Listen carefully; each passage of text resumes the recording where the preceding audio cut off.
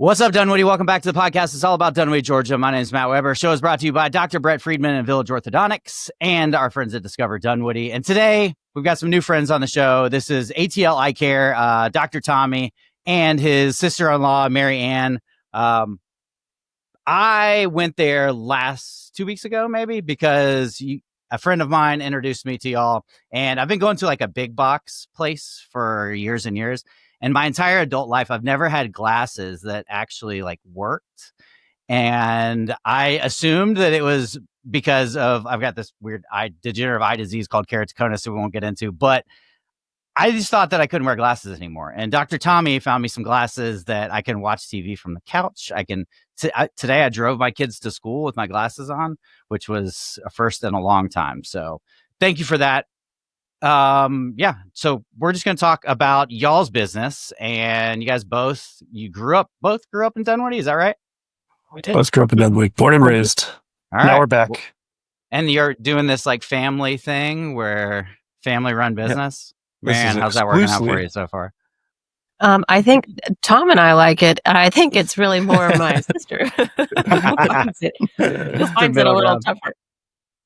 Okay, well, Laura's also here joining us, but she's not going to be on the podcast. She's just like standing and sitting in the background, judging us softly. So hardcore. Yeah, Tommy, why open a business in your hometown? Well, what's up, Matt? What's up, Dunwoody? My goal initially was to open my own practice in general, but I have left Dunwoody to go to school in North Carolina, and then I was in school in San Antonio, and then I was in Florida for about a year and a half doing externships. And every time I went somewhere else, I was like, okay, I'm comparing this back to Dunwoody. And there was always 10 reasons to be in Dunwoody and maybe half a reason to be in any of those places. So I always caught myself saying, oh, I miss the family status of Dunwoody. I miss kind of how small and enclosed and actual community-wise it is. And the fact that, well, I might bite my words eventually, but I feel like Dunwoody is pretty well built out, and it's almost the majority of it is residential. And so it's nice to kind of live in an area that I'm not worried about 20-story buildings go up in all the time. Yeah. And everything here, I think, kind of embodies the Southern hospitality and like truly actually caring about what's around. So very true. Very true. Born here, raised here. Wanted to come back, and then being able to take care of families within a family community was absolutely the biggest draw. Yeah. It helps that we live about 4 minutes away from the office, but that was also nice because we chose to come back. Yeah. Yeah. And Mary Anne, you're in Dunwoody as well? In Dunwoody as well. You know, Tommy and I get to see a lot of each other. We not only work together, we live in the same neighborhood. We live about 8 doors down from each other. Exactly. My kids think he's the best person ever. So, you know, we have to, when we drive by, can we stop and say hi? Nope, we got stuff to do. So. Yeah, they get free glasses and get to play video games. Yeah, exactly. That's awesome. Okay, well, so when did you guys open up exactly? It was like a month ago, right? We were August 18th was opening August 18th. day. Okay. So we're fresh and new. What's your shopping center considered? I like to consider it the Chick-fil-A Jet Ferry Shopping Center. That is precisely how we define it. Or East 48th Street. Or Nels. It's technically the Williamsburg Shopping Center. That's right. If you want to get technical about it. But it's got lots of names. Whoever you're talking to. And who in Dunwoody should visit your location? Anybody with eyeballs is who I would aim for. Okay. My kids don't need it yet, but I guess they probably will eventually because me and my wife wear glasses. If we get into the doctoring version of things, my recommendation is basically by first grade doing one eye exam just to make sure there's nothing subtle going on. Because a lot of times in like a lazy eye scenario, you can have one good eye and one bad eye. Yeah. And your brain will dedicate more brain cells to that eyeball and progressively kind of turn off the second favorite one. So even in those scenarios, if you think your kid is great, most of them are great, but it's nice to know for sure. I saw the lazy eye thing up close because my brother had a lazy eye, and at, I want to say like maybe kindergarten, he had to wear the pirate patch. So the pirate, do they still do the pirate patch? Is that still a thing? They still do the pirate patch. Luckily, we have a lot ways that are not so intrusive to a child growing up and getting made fun of for having a pirate patch. So you can make them pretty cool. But now we can like put just a film on one eyeball on a pair of glasses where kids can't really tell. Oh, Or we that can makes use a sense. dilating drop so it doesn't end up having that eye covered whatsoever. So like you can't tell, but they're one big old pupil. Yeah. So it's more conducive to, I think, children not being picked on Right. because Right. of something about their eyeballs. My brother was pretty cool, so I felt like he was okay. But he did wear the Band-Aid, where it's like the same as your skin tone, and I think that crept out the little kids way more because it just looked like he had It's like you just have no no eye there. eyeball. Yeah, exactly. We have happier options. I'd also Yeah. say, just to piggyback on that, just a smidge, eyeballs are a part, like you go to the doctor every year, right? We always get a checkup. You go get other things checked out. You really shouldn't be avoiding your eyeballs either. And if there's things that you can catch, ahead of time and be preventative about items, it's always good to know that. And I think it's easy to say, okay, I went to the doctor, I checked everything out, but always good to get a more in-depth and conclusive exam. And I'll tell you what, Tommy can do that for you. I know more about my eyeballs and my children's eyeballs and my husband's eyeballs, than I ever And you thought would I ever would. care to want to know? Yeah, no, I'm glad You're to know. welcome. And even to your point, Matt, like my husband he's had PKR surgery, so like he's got 20/15 vision. He still wears a slight prescription. Tom was still able to see like a slight astigmatism. And he's even mentioned, similar to you, driving, he's like, things are really sharp. Looking at a computer screen all day, like things are just crisper. I'm not as fatigued. I didn't even realize I was fatigued until I started doing this. So it's one of those things that's easily overlooked, unintended. And then, Ooh, I like what but you did totally there. worth it to come in and see what you got going on. Yeah, And also absolutely. mention- And yeah, I'll back that up because I got my eyes checked all of the time growing up, but I never realized that nobody ever diagnosed me with keratoconus. And so I was like, I just thought I was kind of stupid when it came to the eye tests, like I couldn't see and they couldn't fix it. And I just couldn't understand why.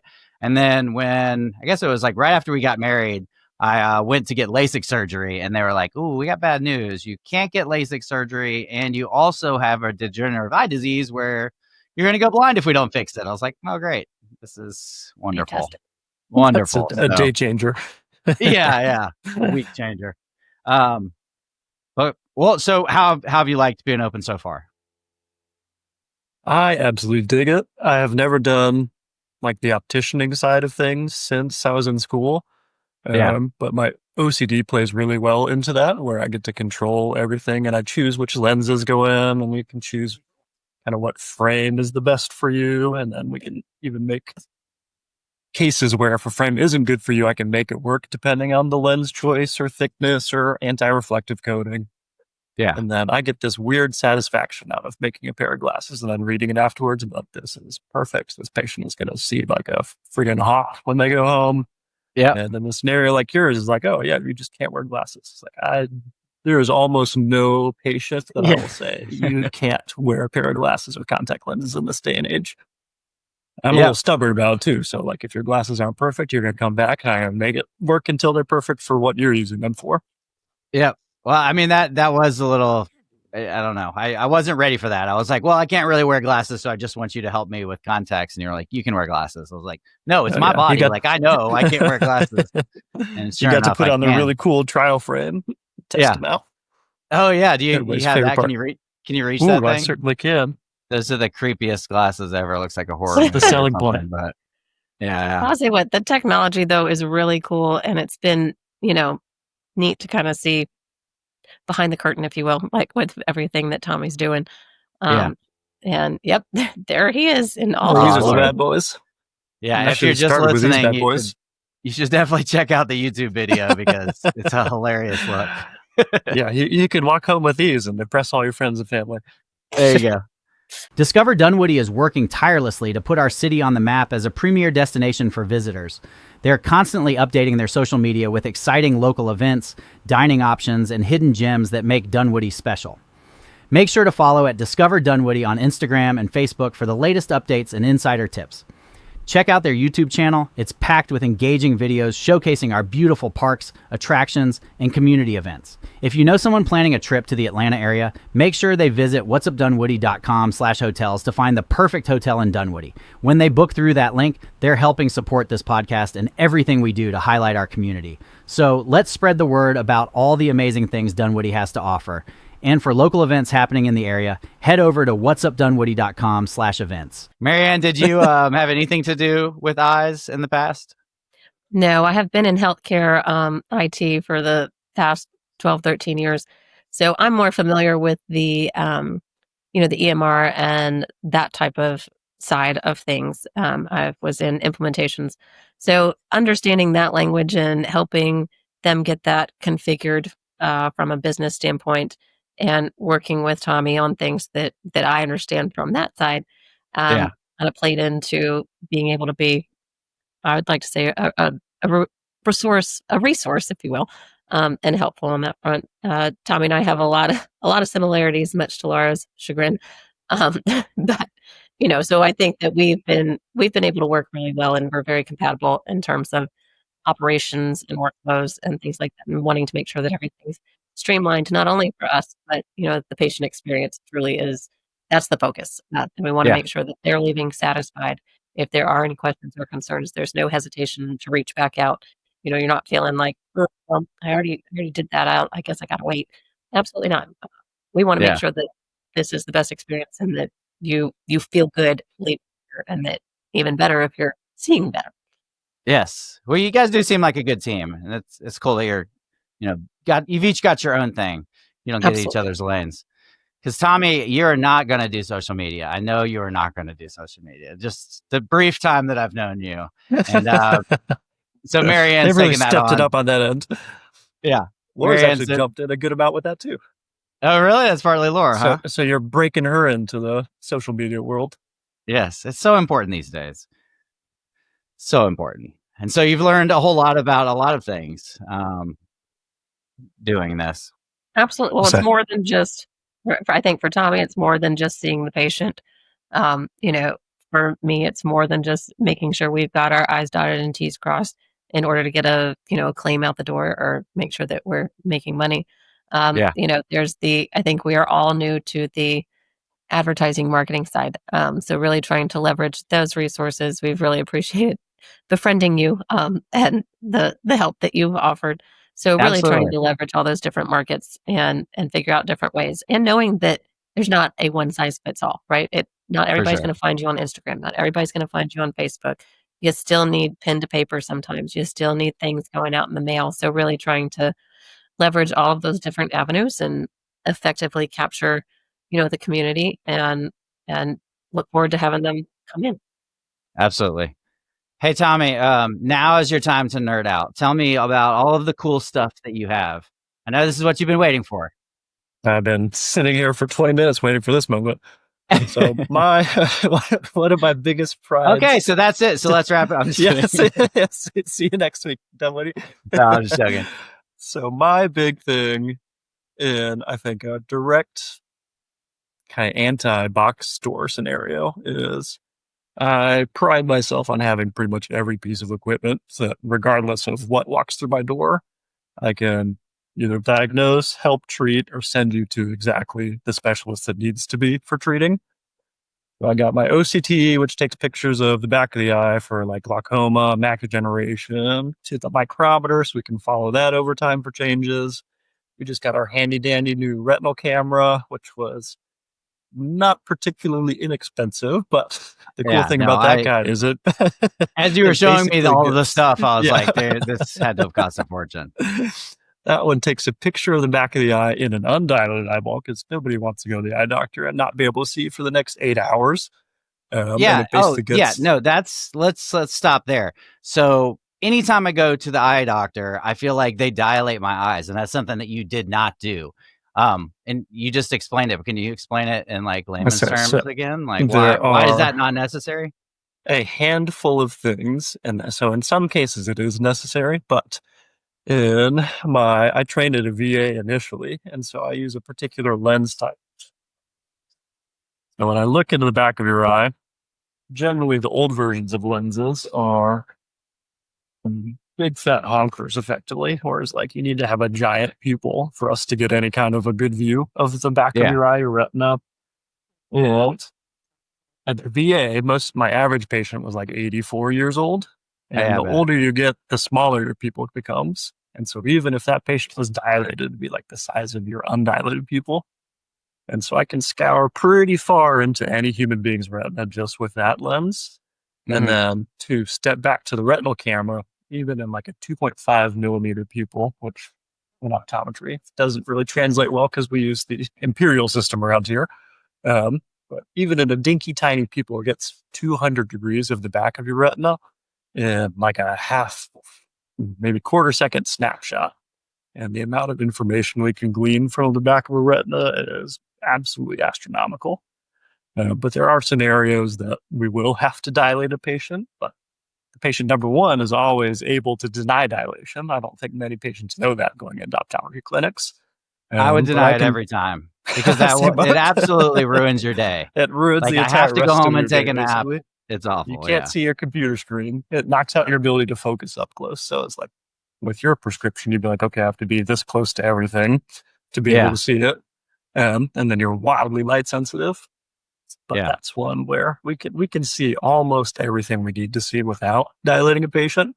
And I'm sure I'll get some flack from other optometrists regarding it. But if we get to that point and I see something suspicious, that's when we'll end up dilating a patient and scour even further and be like, okay, this is your particular problem. We're going to send you here. Or this is like one thing that not too many patients know, going back to like, why do you need an annual eye exam regarding looking at retinas? This is the only place that we can see blood vessels in the human body with no covering over top of them. So if a patient comes in and they have suspicious blood vessels, like little bleeding areas or tortuosity or stuff like that, that's like, okay, you have some underlying hypertension and diabetes that just has not been caught or treated at that point. Yeah. So those are the things that I don't think in a box store you're necessarily going to get. And in my scenario, like glasses and contact lenses are hugely important to everybody who walks through the door, but that's kind of like down in the tier list for me. I'm going to get that right for you because I'm anal about it. But what I'm worried about is the health of your eye and then making sure you can walk out of here seeing as good as a human being can possibly see. Yeah. And that was another one of my favorite things about going to see you is that you were explaining what was going on the whole time. And you sat, I mean, normally I just get handed off to somebody else. And then a doctor comes in at the very end and is like, yep, those numbers are right. You know, maybe he pulls up something and looks at my eye. I don't know what they're actually doing at any given time. And then they leave. And so I appreciate that you were there the entire time, nerding out with me. Yes, I would say that's another thing that I take wild pride in, and that might be my own OCD coming through, but I do every single test from basically when you walk out the door. Now, even when you walk out of my exam room, I measure you for your glasses, and then I fit you for glasses, and then I cut your glasses. So it's like from front door to you coming back to pick up your glasses, I am doing all of it. And in that scenario, I can make sure that everything is precisely the way I want it. So it could be precisely the best for kind of how I think my patients need to be. Right.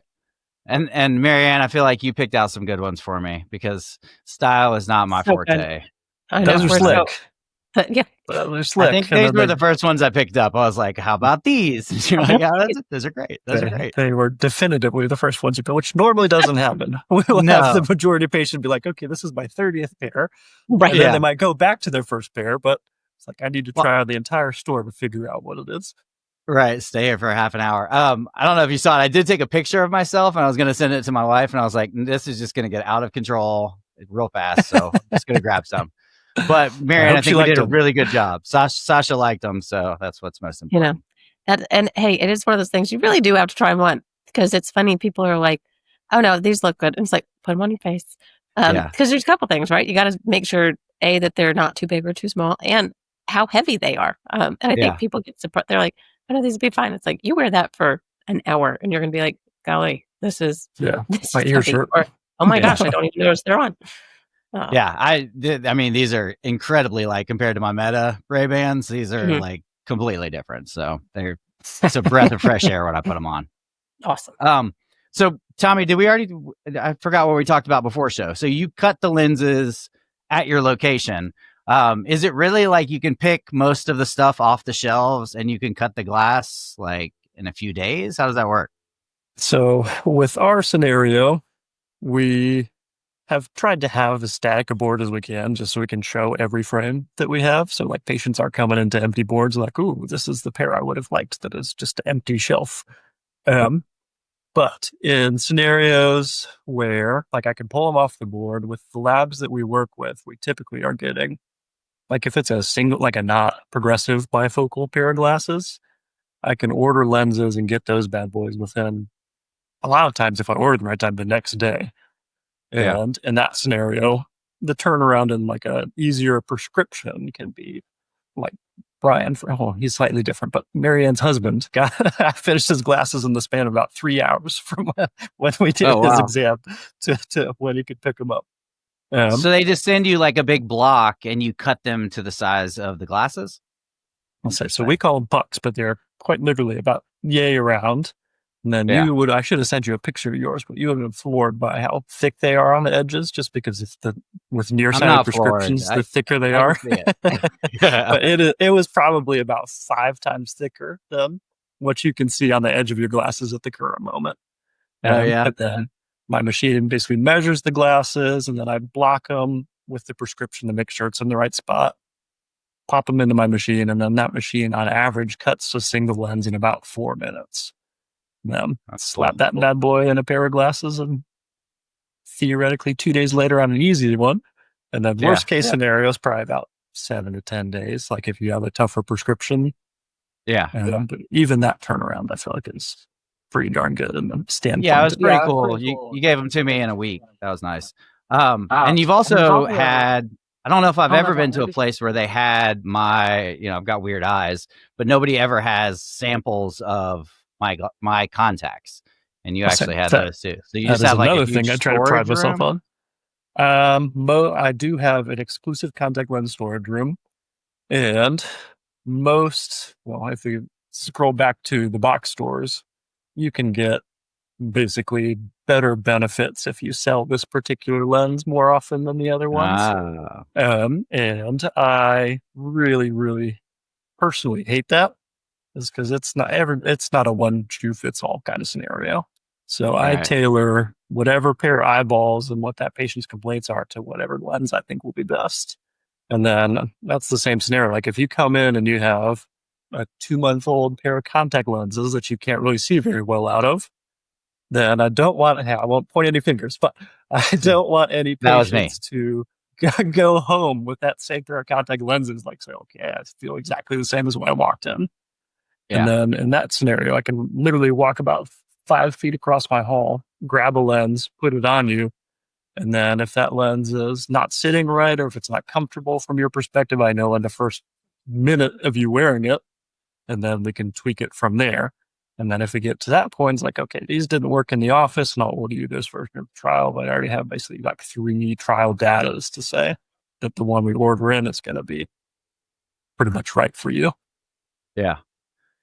So I'd say that most people are probably more similar to me and don't plan ahead, and they just wait until they're on their last pair of contacts. Is that kind of what you're seeing? I will validate that. I would say that is probably 90% of patients.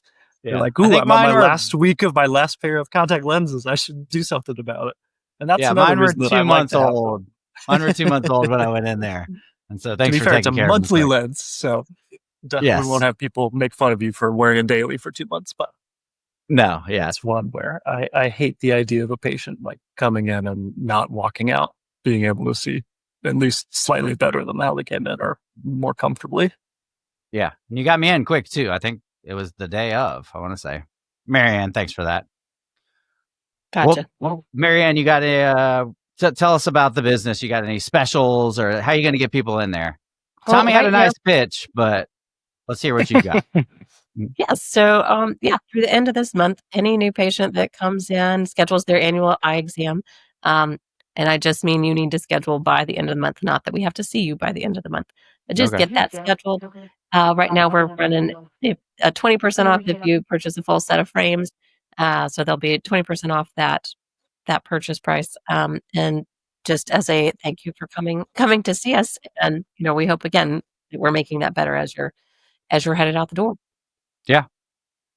Well, cool. And it's what is it? ATL-I.com is the website. But you want them to call you, right? You want them to call They you can call us. They can, from our website, you're able to submit an inquiry and I can call you back. You're absolutely more than welcome to give us a call. You're more than welcome to walk in. So, we won't turn you down any way you want to find us. Yeah. And you guys are right next to Jersey Mike's. I guess that's probably the exact location. Next to Jersey Mike's in the Chick-fil-A Center on Jet Ferry. Yeah. East 48th Street. I didn't realize how popular East 48th Street Market was. Oh, yeah. You guys grew up here, but when I moved here, I was out with some friends and they were like, "That you live close to that place?" So I was like, "Yeah, it's like a sandwich shop. What is so big about it? It's like a weird Italian grocery store." And they were like, "No, that's like one of the biggest things in Atlanta." I was like, "All right. Didn't know that." Yeah. It's great. Yeah, when I was in Johns Creek, they would drive down. Yeah. You work late, you can go grab some lasagna to take it home for dinner that night, and it works out pretty well. Well, a little Dunwoody hack. They have the best pizza in all of Dunwoody. Have you ever had their pizza before? It's like big, thick. Oh, so good. They do a really good job had with pizza. it. I didn't either. Noodle that one away. Yeah. Yeah. We're getting lunch there today. Yeah. Yeah. you do have a nice selection of lunch there. We are spoiled for food. Yeah, that's for sure. Well, thanks for coming on, guys. I appreciate it. And thanks for fixing all of my problems for now. But yeah, if you guys are in Dunwoody, if Dunwoody is looking for an eye care specialist, I highly recommend Dr. Tommy. Well, thank you for having us, Matt. It's been a pleasure. That was very good. We dig it. But yeah, if you have eyeballs and you're anywhere near Dundee, let me take care of you. Come on in. Yes, I love that. All right. Well, thanks a lot, guys. Talk to you later.